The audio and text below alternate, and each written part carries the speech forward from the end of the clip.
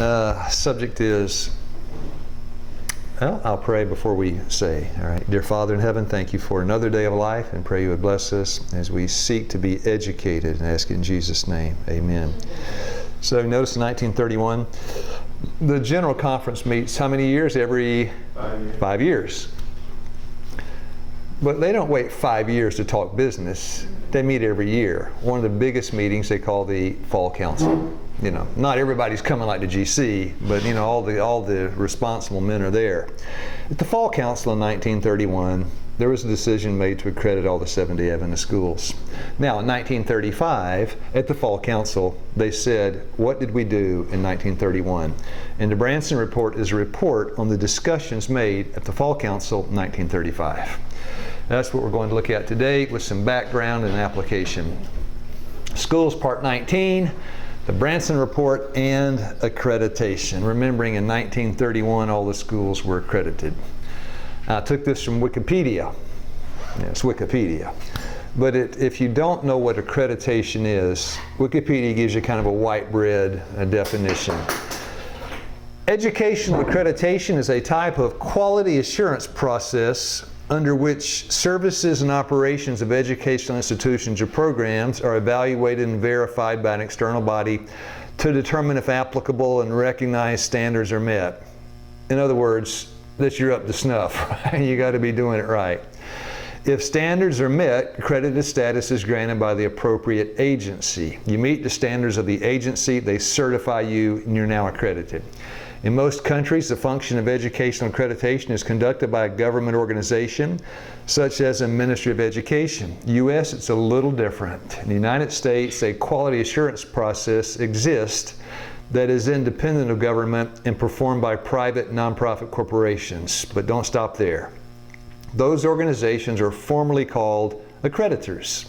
All accreditors in the U.S. must in turn be recognized by the National Advisory Council on Institutional Quality and Integrity, which is an advisory board to the U.S. Secretary of Education. It's that part. Who'd like to read? In order to receive federal funding and any other type of federal recognition, therefore the federal government is the principal architect and controlling authority of accreditation. That's out of Wikipedia. I didn't write that. If you want to be funded, you must be accredited. We cannot be accredited because we do not meet the guidelines for accreditation. I'll give you just one example. One example.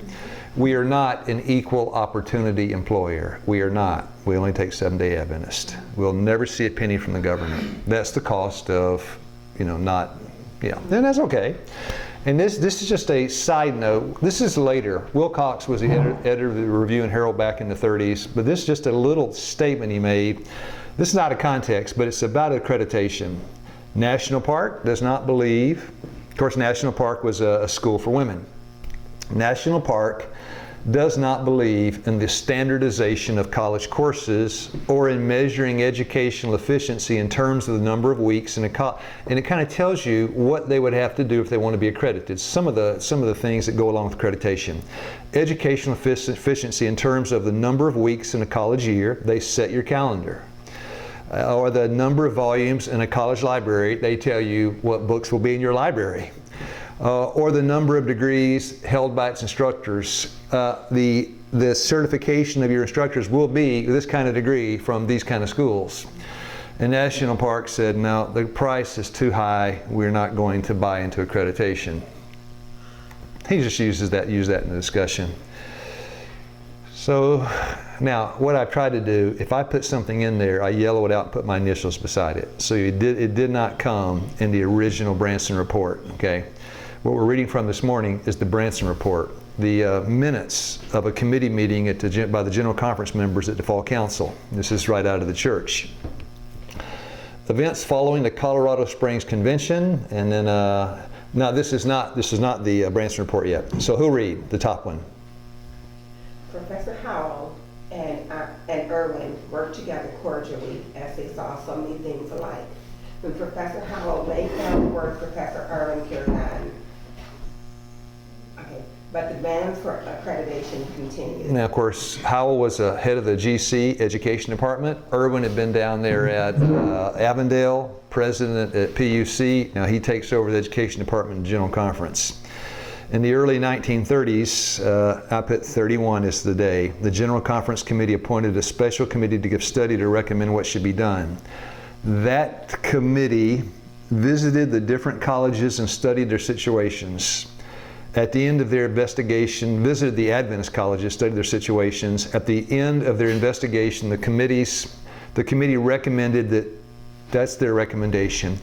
2 of our six colleges should seek accreditation, and the associations and the others continue their work in training ministers, teachers, and missionaries for the foreign fields. Pause. The 2 that they suggested seek accreditation for the purpose of what? From yesterday. So that Yeah. they can, pass them through the school. That's it. They can train pre-medical students for Loma Linda. That's it. So now we have our 2 schools they can go to preparation to go to Loma Linda. That was the prevailing thinking. The report was submitted to the Fall Council of the General Conference. This is 1931.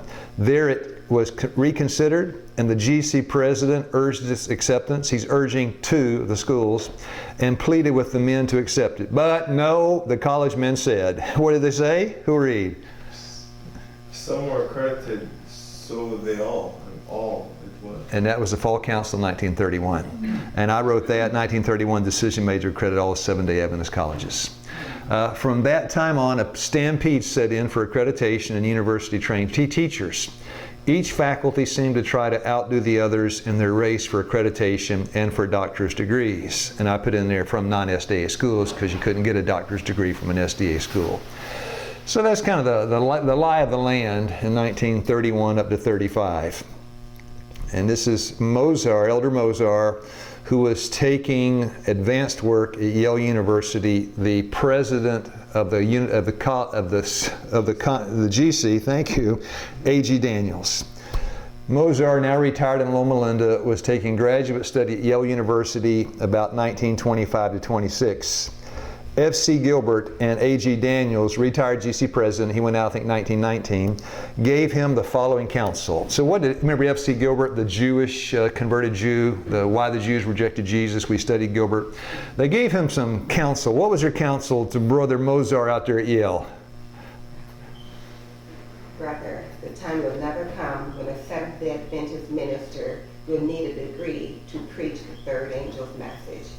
You either give up your effort to obtain a degree or give up the ministry. Wow. Now that was a different time and place, right? That was back in, a long time ago, 1925, 26. Plain speaking. Yeah, well, yes, plain speaking. Actually, they did more plain speaking back then. I'm not saying, today it's pandemic, right? We can't speak plainly. Simple language, where did it go? I'm trying to say, Lord, help me be simple. Now this is inspired. 2 selected messages. Be ye not unequally yoked together with unbelievers. Refers not only to the marriage of Christians with the ungodly, but to all alliances in which the parties are, number 1, brought into what? What does an intimate association mean? You don't let sexual come to your mind. Forget that. Because that's intimate, but business, what? Intimate. Association. Yeah. Okay. And then number 2, and in which there is a harmony in spirit and action. If you have an intimate association and you have no harmony, where is that kind of relationship going to go? Let's say, I work with people here, Jonathan, and soon to be Aryan, and if we can't agree, it needs to be intimate and harmonious. Right. Now, being a student in a school, is that breaking that guideline? You decide.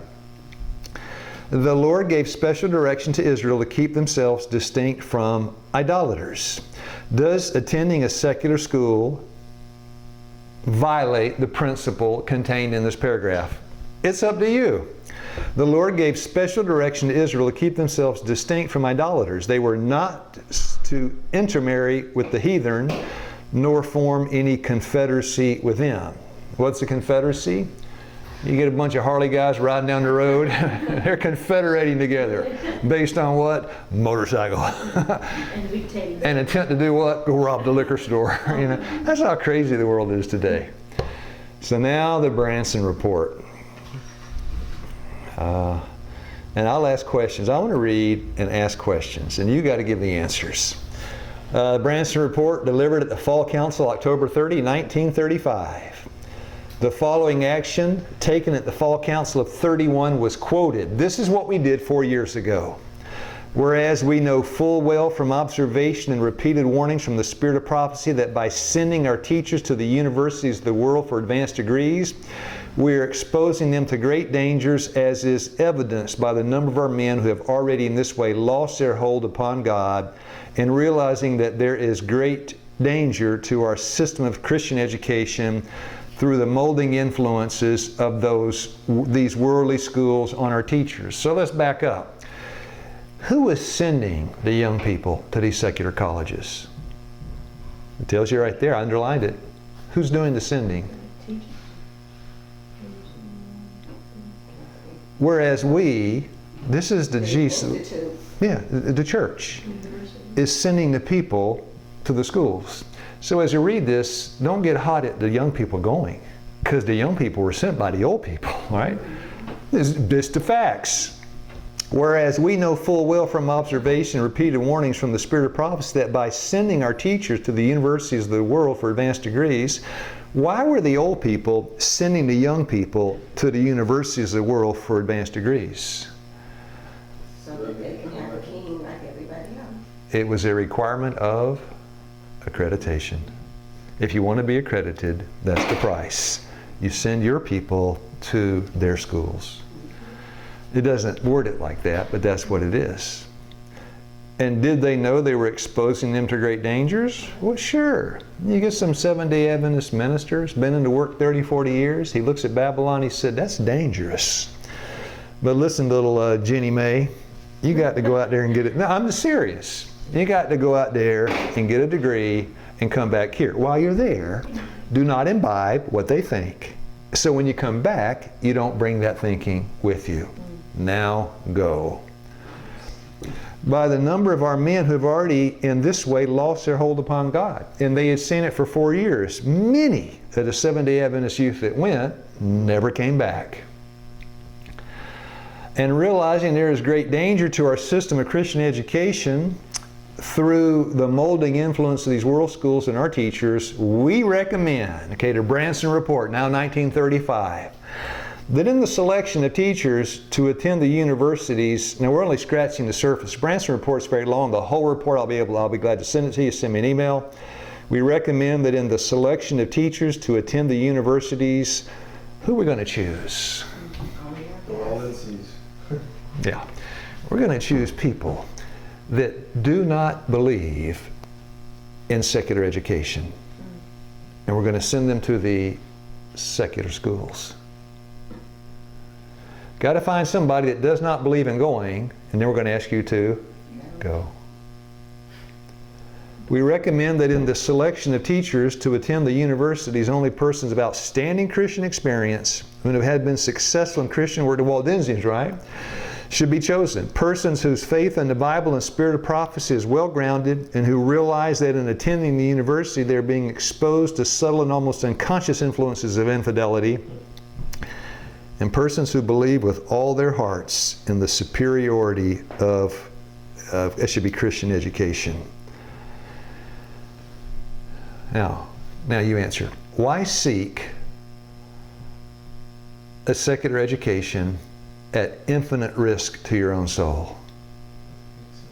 Makes sense.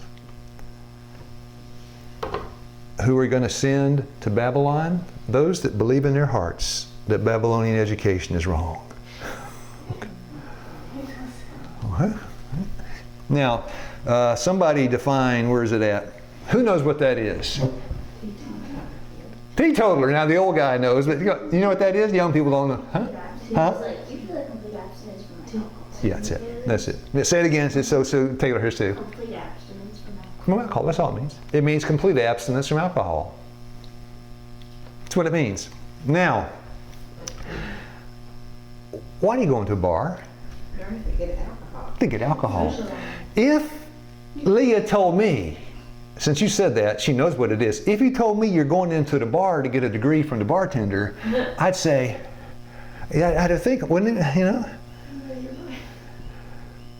I'd say, Sister Leah, You're lying. what is that bartender serving? And then you tell me you can separate, well, never mind. Brother Lou, I can separate the bartender from the wine he's serving. No. Yeah.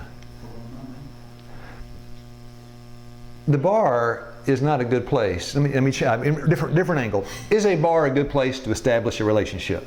No. There was a young man that came here. Back in the old days, we took our guests with us. We went back and forth overseas. We always took our guests with us. So like Rod, we'd say, now we're going to China, go with us. And we did that for years. There was a young guy that came here, 19 years old. I won't tell you his name. And we took him with us in our project over there. Now these guys coming were worldly guys, right? Mostly, right? They weren't the head elder in the church somewhere. They were coming here because they needed help. And so they came, we took them overseas, and this guy, 19, man, he was as worldly, he was a nice guy. I really love this guy. He was as worldly as the day is long. And he said, I got to call my friends. So he paid, $14 to talk 3 minutes. His friend was his girlfriend. And he called up his girlfriend, and of course he wants privacy. He don't want me to hear, so I'm waiting outside. He comes out, he looks troubled. I said, hey, what happened, man? What happened? He said, so what happened? Did you talk to your girlfriend? Yeah. How did it go?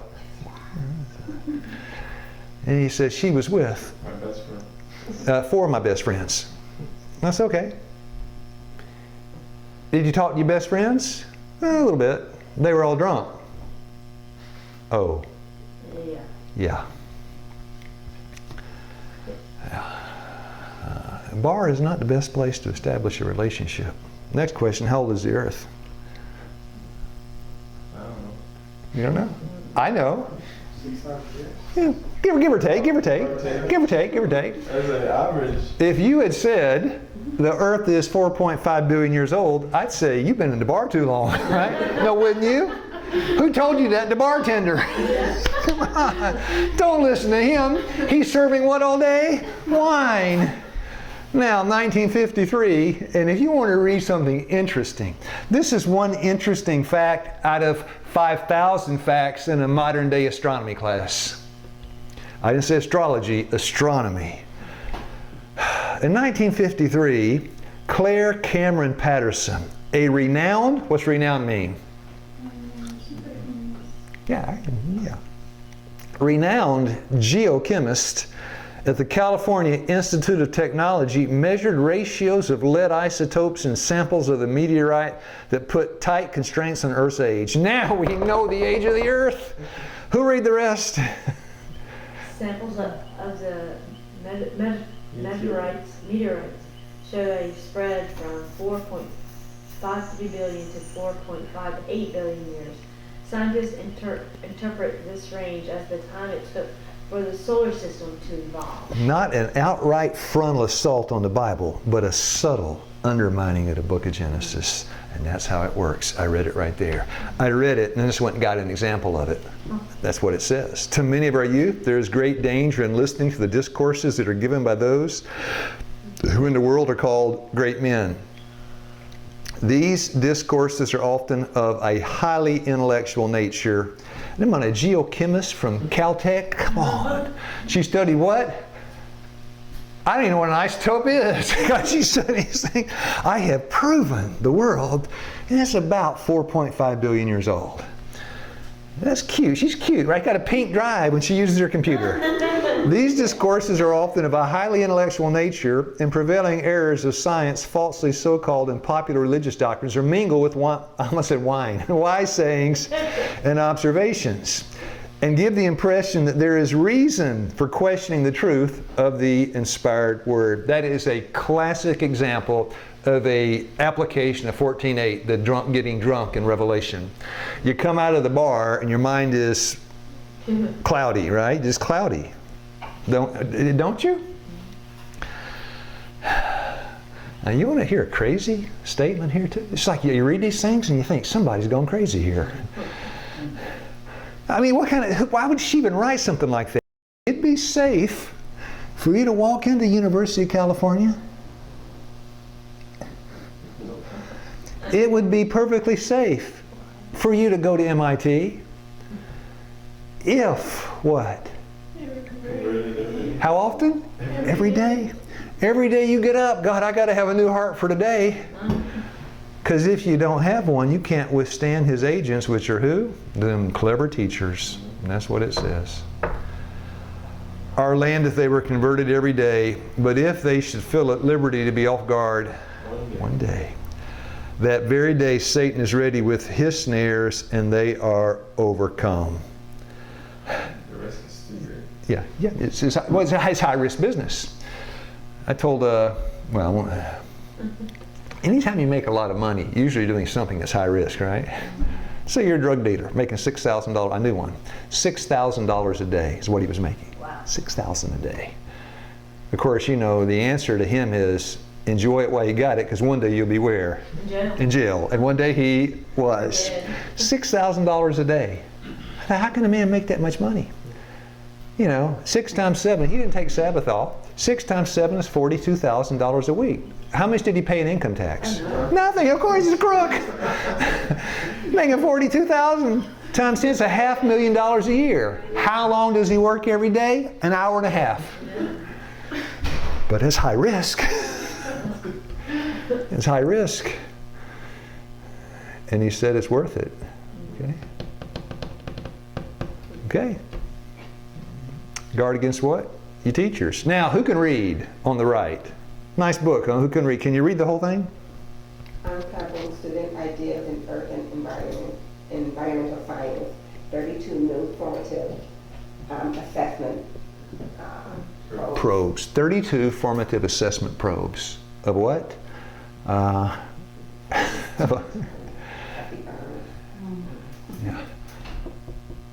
I read this thing and I think, you got to be converted every day? What if you wake up just one day and you got a grouch and you come up on the wrong side of the bed? Boom, that's it for you. You're a goner.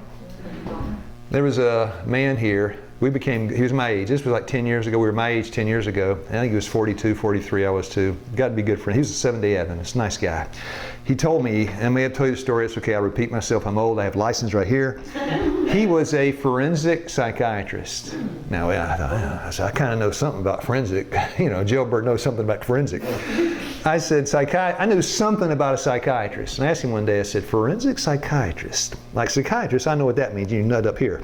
Forensic means something like with law. He said, that's right, you got it. I said, you're a head doctor that goes to court? He said, that's it. What I do is I evaluate people with mental instability. I go to court and I testify. Got 70 Adventist. I said, really? I said, that's an interesting job. I said, when you go to court and testify, do you tell the judge that the problem this man has is he doesn't know God? And the guy said, no way. Because this is what he said, I quote, if I told the judge that this man needs God, the judge would tell me I'm crazy. That's it. And that is the problem with secular education. You say carnal heart in the classroom, they say, what's that? What is a carnal heart? What's that? This is what's better be converted every day, right? Now, I'm going to go back to something we studied 3 months ago, just for 2 minutes though. The drunkard sells his reason for a cup of poison. I know that by precept and by, what's the next word? Example.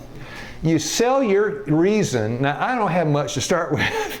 You don't need to, if you don't have much like me, if you're a poor man when it comes to reason, you don't need to sell what you got, right? The drunkard sells his reason for a cup of poison. Where are you going, to the bar to get what, a degree? Come on. Satan takes control of his reason, affections. By the way, don't say the drunkard lost his reason. The drunkard sold his reason. Satan takes control of his reason, affections, conscience. Such a man is destroying the temple of God. The price on the right, BS in nursing. Here's the problem with the BS in nursing. If you go to nursing school and they do not warn you that you should never look on the parts of a man, then you missed. Work at 100%, you got 80%, missed a 20. That's the problem. Yesterday, worked the plan 100%. This is part of the plan, 100%. Who'd like to read? refinement and delicacy. Among Christian physicians, there should ever be a striving for the maintenance of the highest order of true refinement and delicacy, a preservation of those barriers, a reserve that should exist between men and women. And that's kind of like just tactfully stated, but now the facts. The light given me of the Lord regarding this matter is that as far as possible, lady physicians should come for care for lady patients. Gentlemen physicians have the care of gentlemen patients. Every physician should respect the delicacy of the patients. Any unnecessary exposure of ladies before male physicians is wrong. Its influence is detrimental. Somebody's laying dead on the ground there, almost dying. Is a man going to help a woman? Certainly. All right. It says any unnecessary. It's life and death. Certainly you're going to help a woman, right? Yeah, Certainly. male, Yeah. OBGYN doctors know that. Yeah. Yeah. Darlene used to go to one when she was 20, and her OBGYN she had was a male. And back then that seemed normal. Then you go into this kind of classroom and they pull out ministry of healing, counsels and diets and foods, counsels and health, medical ministry. What? You have lost your mind? No, you've lost yours. Delicate treatments should not be given by male physicians to women in our institutions. Now, if you're training people for our institutions, this is essential education. Never should a lady patient be alone with a gentleman physician. How often? Never. And you go to a nursing school and you practice in a catheterization, a woman's catheterizing a man. I'm just saying, in God's plan, you don't do that. That's working the plan to 100%. Either for special examination or for treatment. So you go, you can go to secular school, you read that, and they'll say, why? Explain that to me. Because your carnal heart is, no need to tempt your heart unnecessarily. What is now you tell me, secular classroom. Now what is a carnal heart? Come on, Ari and Ryan, come on. What is a carnal heart? Now you talk to a secular person and tell them. A heart that isn't given to God. Yours. Sad. Yeah. A heart that loves the world. This is the problem, right? Then you hear a kind of statement like this. It's a horrible practice. What's a horrible practice? Revealing the secret parts of women to men. Come on, at the Super Bowl they take their clothes off and reveal everything. It's a horrible practice.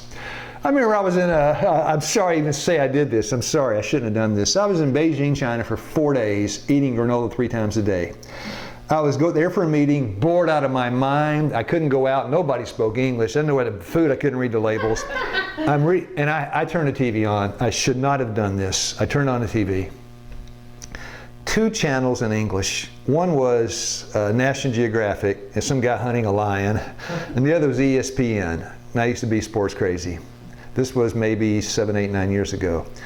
I sat down and watched the Miami Heat, a basketball game.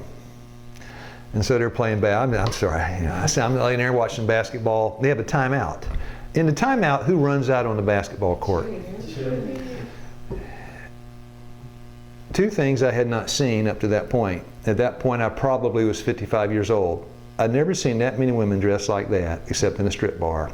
And I'd never seen anybody do things with their bodies that they did. And as they did these things with their bodies, what did the crowd do? Cheer. Now, it was a what? Horrible practice. I said, that's all I can tell you. I can't watch that. Thus revealing the secret parts of women. And by the way, ladies, it's not what a man sees. It's not just what he sees. It's what he thinks he might see. Yeah. Help out your brothers. Or men being treated by women and vice versa. Yeah, I'm just saying Now you take it to the Bible. Isaiah 1:18, come now let's what? Reason together. You can't reason if you're drunk, because 1:17, learn to do well. You can't learn because you don't have your reason. And you just wiped out the book of Isaiah just about. 2 Timothy 3:7, ever learning and never able to come to the knowledge of the truth. You can't, a drunk man cannot learn, hardly. I'm going to give a young guy told me, I'm going to give a Bible study, this guy, he's drunk. Wait till he sobers up. One drunk guy that was here, and he built this building actually, and I looked at him, I thought, well, you're not going to study the Bible, but we'll go what? Work. Drunk man can work, but you can't study the Bible. Wait until he sobers up. Now, let's look at it from a different angle. This is who? Dr. Esselstyn, kind of famous in our circles right now. I like that guy. Nice guy. I like the stuff he says. I want to play, may have played it before, a 2.5, 3-minute interview with Esselstyn as he comments on the great weight loss by Bill Clinton. I think I played it for that other class. But when we get to Esselstyn's part, listen to what he says. By the way, he was trained in a secular school. He was the head of surgery there at Cleveland Clinic, and he worked breast surgery, breast cancer. But notice what he's saying. We'll get past the part on Clinton and all that.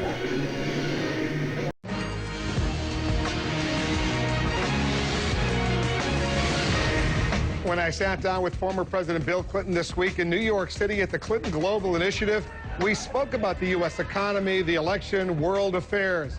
But the part of the interview that grabbed so much attention was about his dramatic weight loss and the diet that helped him shed 24 pounds. I live on beans, legumes, vegetables, fruit. I drink a protein supplement every morning. No dairy. I drink almond milk mixed in with fruit and a protein powder, so I get the protein for the day when I start the day out. And it changed my whole metabolism, and I lost 24 pounds. And I got back to basically what I weighed in high school. But I did it for a different reason. I mean, I wanted to lose a little weight, but I didn't dream this would happen. I did it because after I had this stent put in, I realized that even though it happens quite often that after you have bypasses, you lose the veins because they're thinner and weaker than arteries. The truth is that it clogged up, which means that the cholesterol was still causing buildup in my vein that was part of my bypass. And thank God I could take the stents. I don't want it to happen again. So I did all this research, and I saw that 82% of the people since 1986 who have gone on a plant-based, no dairy, no meat of any kind, no chicken, turkey. I eat very little fish. Once in a while I'll have a little fish, not often. If you can do it, 82% of the people who've done that have begun to heal themselves. Their arterial blockage cleans up. The calcium deposit around their heart breaks up. Let's discuss what the former president said with the doctors behind the diet that helped Mr. Clinton change his life. Dr. Caldwell Esselstyn is the author of Prevent and Reverse Heart Disease, and Dr. Dean Ornish is the author of The Spectrum. Let me go to Dr. Esselstyn first. He mentioned both of you for inspiring him to begin this diet. Walk us through this diet, Dr. Esselstyn. Why is this diet so good, especially for those individuals who have a history of heart disease? Well, thank you, Wolf, for having me on this evening with my good friend Dean Ornish. There's no question that if the truth were known that coronary artery disease is a toothless paper tiger that need never exist. And if it does exist, it need never, ever progress. What we've heard from President Clinton is the remarkable change that he's been willing to make to remove completely from his nutrition those foods which we know will devastate and injure the inner lining of your arteries. And the remarkable thing is the capacity that the body has to heal itself. And when you do what President Clinton has done, where you completely try to remove any foods that are going to injure your vessel, the body has this remarkable capacity to begin to heal itself. And I'm afraid that as a medical profession, we perhaps have fallen down and really emphasized too much the drugs and the procedures and the operations which really treat the symptoms. They do not treat the causation of this illness. This is one of the few times since Hippocrates that we have not told patients about the causation of their illness. Now, did he learn that in a secular school?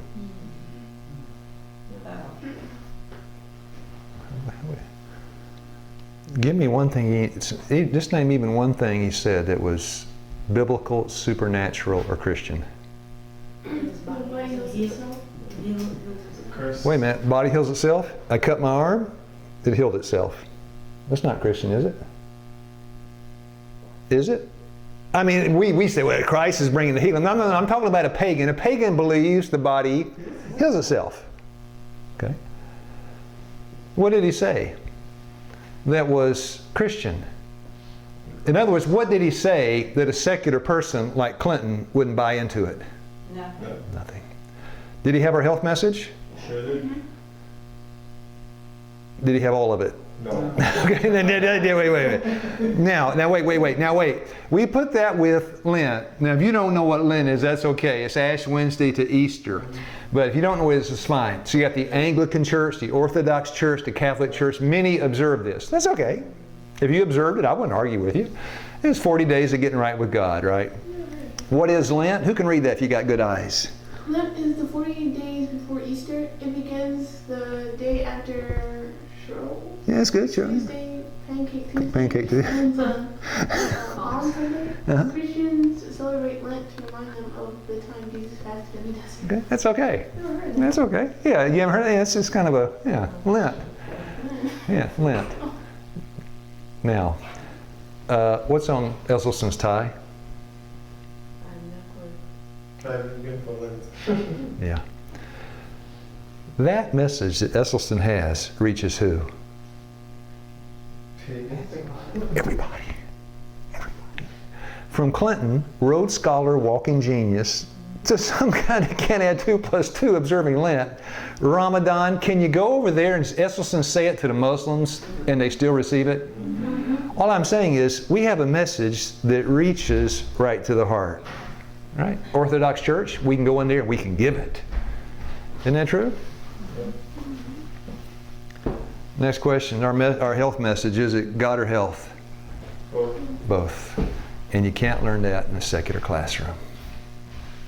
You can't. You can't. That's the problem.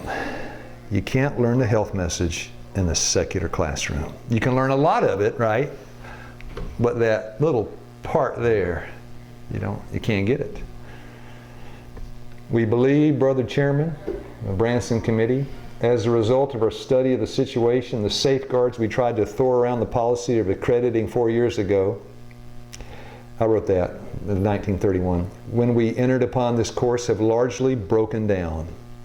Therefore, we entered upon a course that we did not plan on, and we know that things have gone farther than was anticipated.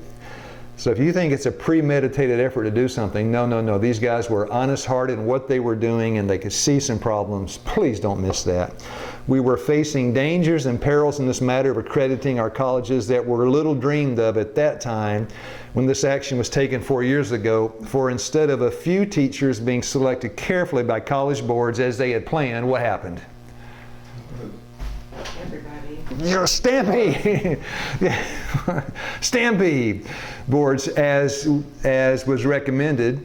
Did I miss something? As was recommended, teachers who would present outstanding Christian experiences and who had been successful in their Christian work, Waldensian types, whose fidelity to the Bible and testimonies is unquestioned. We have found that a large class of very young and immature people have been finding their way where? Why? Because it's a good way to secure a good job back home in the university school. Yeah, no. We only wanted believing Seventh-day Adventists to go to unbelieving secular schools. And it wasn't happening. And then I got to squeeze a couple of things in and we'll try to apply it to us. Our commission brought us information that from one college alone,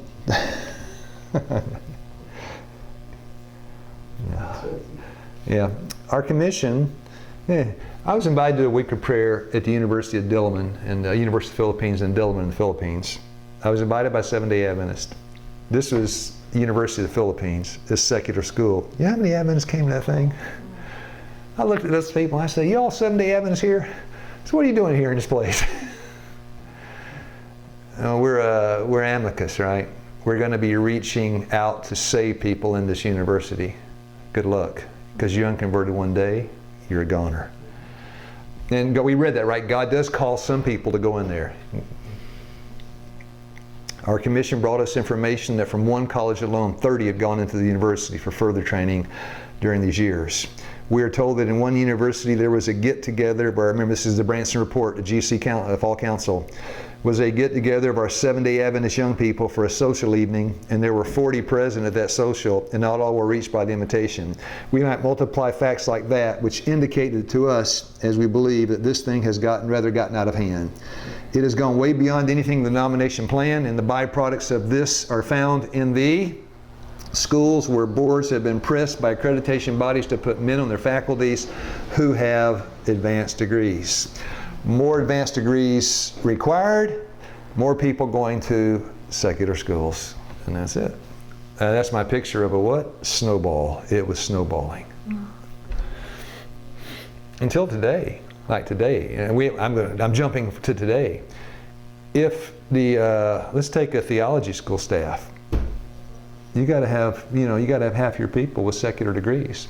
Why? If everybody if all the Bible teachers had degrees from Seventh-day Adventist schools, what's the problem with that? From a secular point of view. Yeah. No, you got PhDs from an Adventist university, and all of them are on the Bible. What, from a secular viewpoint, what is that? What's wrong with that? Well, you can't really you can't come and teach in a secular school. All right. I'm a pagan running an accrediting agency. I say, you Adventists want to do what? You want to get all your people to Adventist schools, get Adventist PhDs, and come back and teach Adventist Bible? No, you're stationed in one place. You need to be able to. Yeah. A more profane way to say it is you're inbreeding, right? You all got a singular mindset.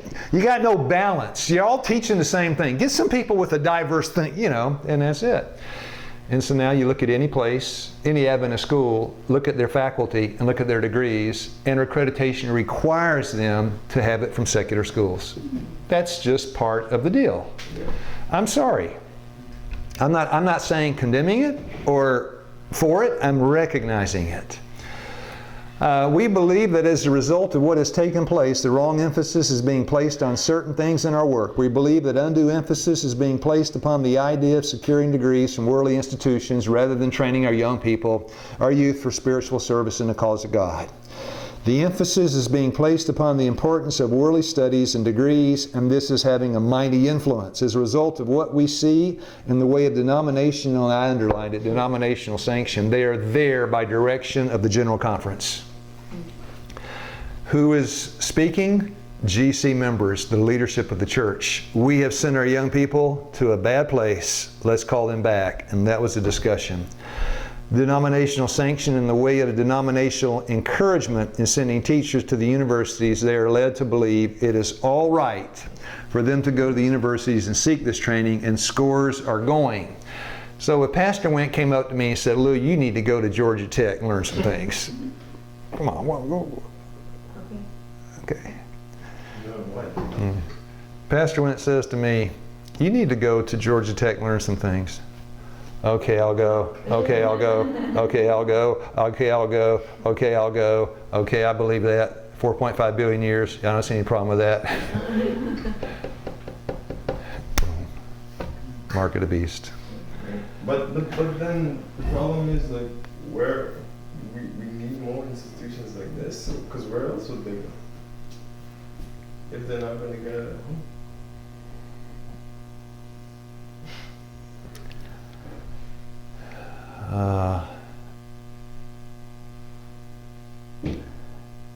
I think what you're saying is we are brought to a decision. If we want to be accredited, I can raise 1,000 problems. They're not going to recognize, they're not going, where we're going to, accreditation, if we go that route, this is what's going to cost us, okay? If we go this route is who? We'll call it God. All right, we go this route, is going to cost us this. If we go this route, it's going to cost us what? Well, I mean, what will it cost?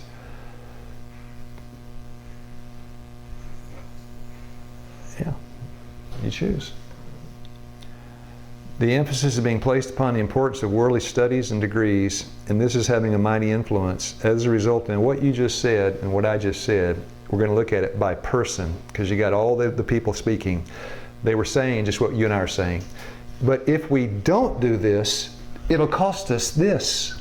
Another guy, if we do this, and there were 3 General Conference presidents there, 2 of the ex-ones and 1 that would be one. 4 General Conference presidents in that meeting. They either would be or is or had been. But if we don't do it, it's going to this. But if we back and forth.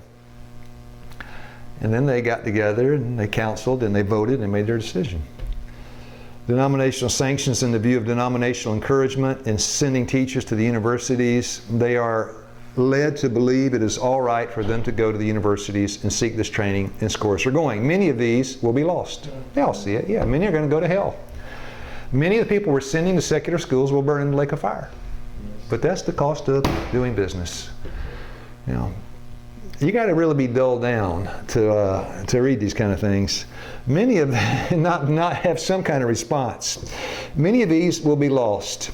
Will lose their hold upon. I did have a Sabbath morning church in New York. It's the prayer line thing, the Northeastern Conference. There's a congregation. It's by telephone. I know their voices, but not their faces. I did something on education. And later that day on the Sabbath, I got an email. She said, well, brother, where's your balance? Where's your balance? All right, here's a glass of liquor. How much should you drink? Answer. None. Where's your balance? Well, where's your balance, Leah? Where's your balance, Aryan? None? Where's your balance? Many of these will be lost. Will lose their hold upon God. It will not fill the... How much can I send, Lord? No. Come on, where's your balance? And will not fill the position of responsibility in this cause it was designed of God they should fill. If they should fill a position of responsibility, many would bring back into the denominational work influences that will lead farther and farther afield from the original purpose. The problem is if you're a teacher, you need to take people with you. So will that be because, I mean, most of the people in the DC today, I mean, you look behind the names and keep going. So are you saying that based on what it's saying here, would God turn the table around? Is there going to be, I answer your question with a question. Is there going to be a revival of primitive godliness not witnessed since apostolic times? Yes. I know it's going to happen. I know it's going to happen. Yeah. Well, I know this. He's going to pass by certain ones. The self-righteous, we know that from reading, right? He's going to pass by and he's going to choose now I just say, Lord, help me not to be passed by. If they should fill positions of responsibility, many of them would bring into the denominational work influences that would lead farther and farther afield from the original purpose. That was in the hearts of the men who established this work. Here's the problem.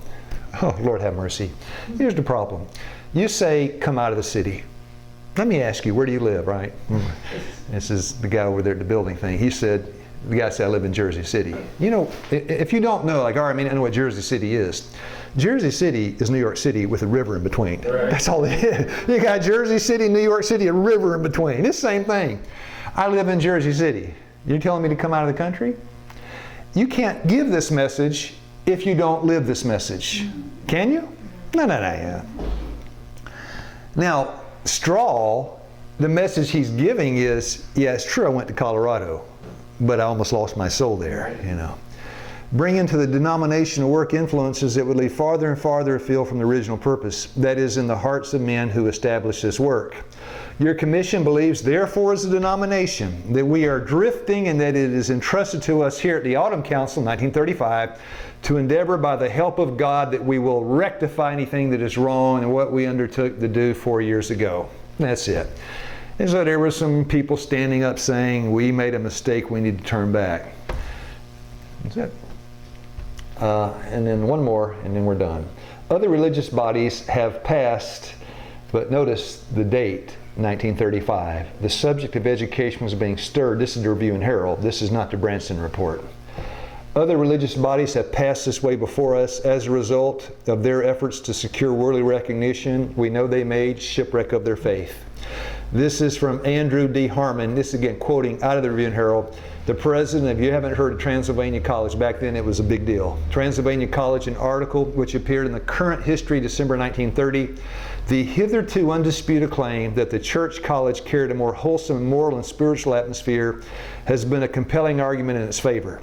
But this claim is seriously questioned today.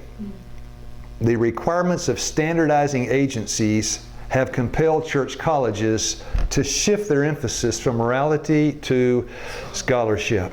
This has changed the whole mental pattern and modified the spirit of the church college. They have not developed in recent years along lines that express the urge and soul of vital Christianity. The forces that terminate institutions have a long drift, but they moved inexorably. That means certainly, slow but sure. Usually the change is at hand before society is aware. The passing of the church college is now taking place, and most of the devotees are looking upon the transition. Some are even players in the drama and do not recognize it. Now, it'd be hard to call. This is Champion Counseling Center and elementary school and K-12, high school. I want to read you something that somebody from that place said, and this is the last one of the day. I had to read this one twice. You cannot teach, and Champion is a Christian organization, you cannot teach Christianity in a secular environment, public or private, okay? You can be a Christian, but you cannot be a Christian teacher in a secular school. Because if the teachers are Christians teaching Christianity, the school is no longer secular. You cannot be a Christian, but you can be a Christian, but you can't be a Christian teacher in a secular school, because then the school would cease to be secular. So now we've opened our subject to Bransen Report 1935. I'll pray. And by the way, Todd and Rod. I used to know two twins, Rod and Todd. But there he is. You know what? I'll say it in front of your face. That Rod is a sweet guy, isn't he? If that guy were here, I'd give him a hug. There he is. No, what I was going to say is Rod and I said Todd. I meant Rod. Rod and Sean will be coming to our class tomorrow morning at 8 o'clock, if that's okay. Okay. And if you don't believe everything we say, we're going to chain you up and I'll let you go. All right, I'll pray. All right, Father in heaven, I'm glad to have my brother Rod here as a friend in need. He's a friend indeed. So bless our class today, tomorrow, and give us some wisdom from above and kind of clean us out of the wisdom from below. Ask it in Jesus' name. Amen. Amen. All right.